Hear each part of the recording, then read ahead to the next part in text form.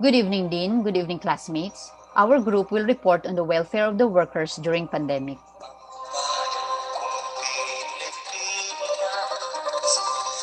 The early containment measure to mitigate the spread of COVID-19 required that businesses temporarily stop their operations and encourage workers, especially in non-essential industries, to work from home. As lockdown was implemented, many businesses closed and consequently were constrained to lay off workers. The Philippine Statistical Authority's labor force survey showed that some 9.1 million Filipinos experienced being laid off temporarily or permanently from March 2020 to February 2021.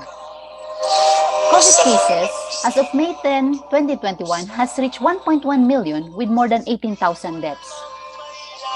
Then we have our health workers contracting virus, totaling more than 16,500 with deaths of 86 as of April 13, 2021. And we also have overseas Filipino workers. As of April 4, 2021, the government has repatriated more than 500,000 overseas Filipino workers who were displaced by COVID-19 pandemic. More than 17,000 were confirmed COVID cases. Of the total, 10,155 recovered and 938 died.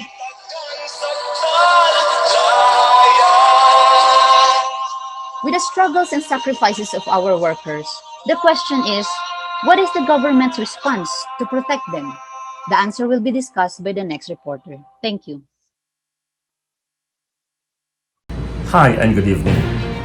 Here are the government responses, our analysis and recommendations on workers' welfare during the pandemic.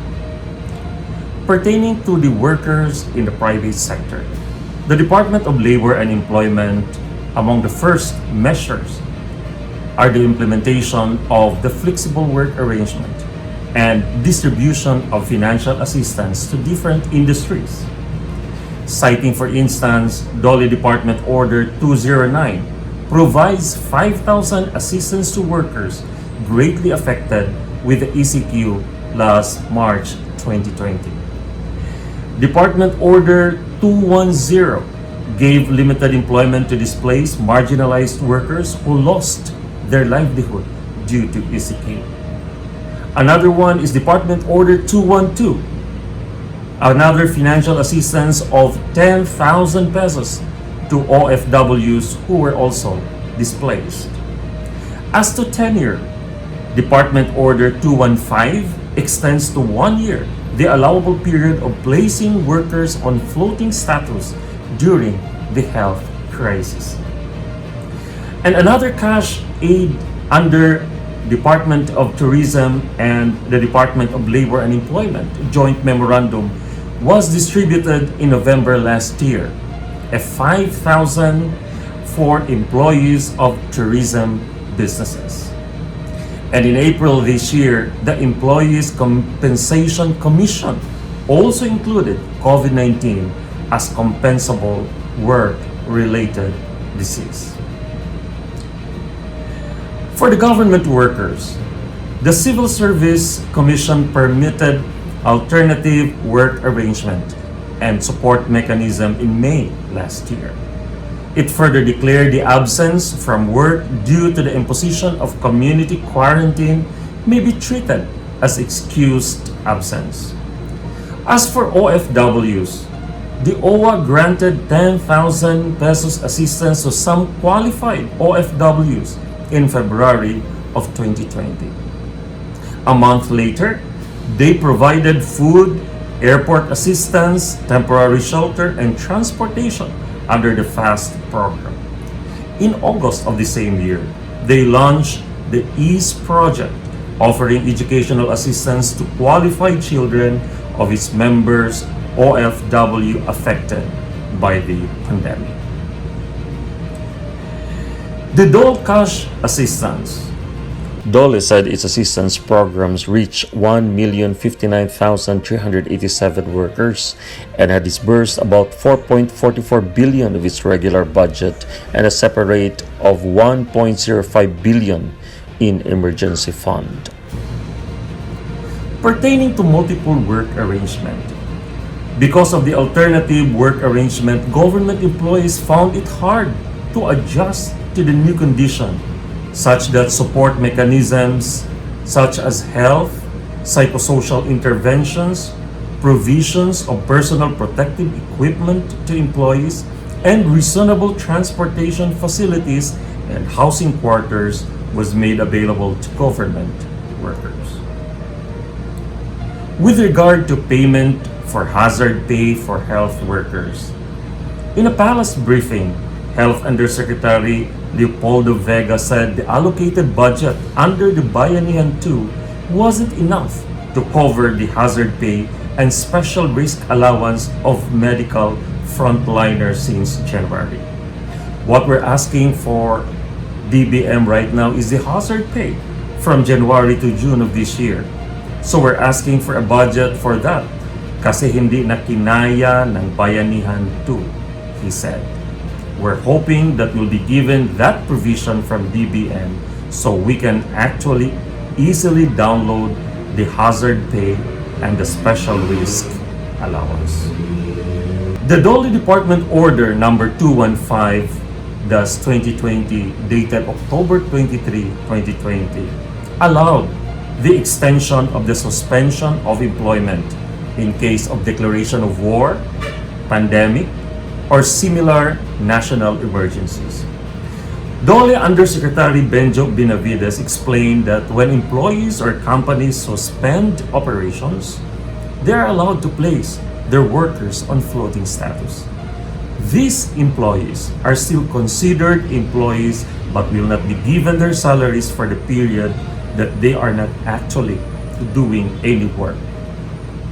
When allowable period is up, the employee can either be retrenched with separation pay or asked to return to work. Benavides said the department issued the order as the economy is slowly reopening and businesses are resuming operations.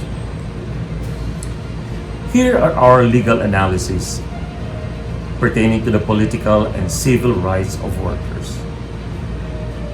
We have discovered that we have sufficient laws that remain applicable and compliant with the present working environment of our workers. They remain effective and protective of our workers.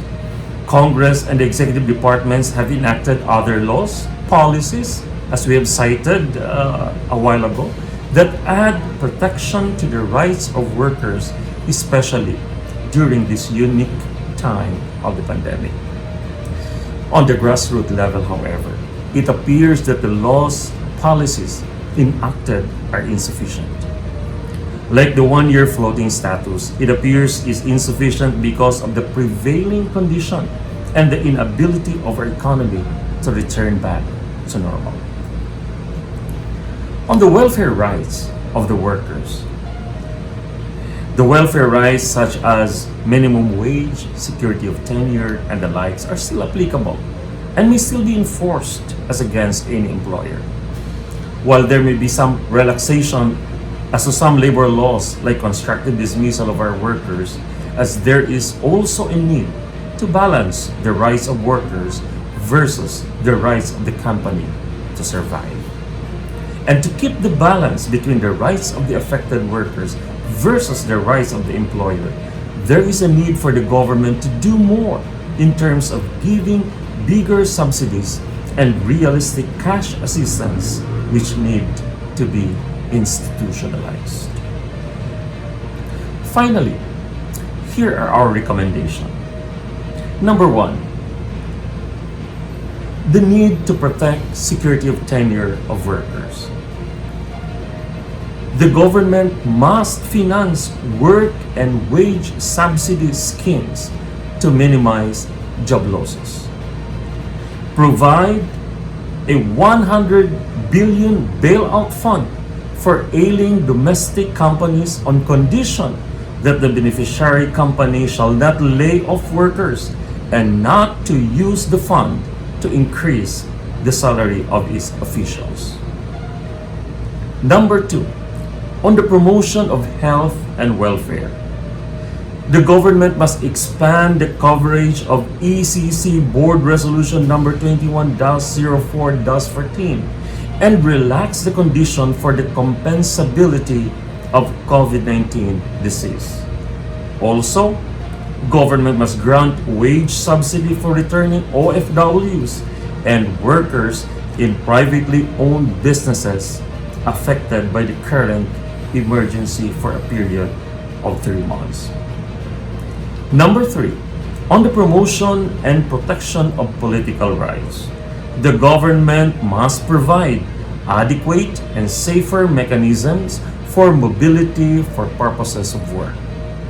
And the government must provide sufficient social and political spaces for political discourse for the promotion and protection of labor. And finally, number 4, on the capacity building and skill retooling. The government must grant startup funds and or income generating asset for displaced workers and provide technical support to ensure sustainability.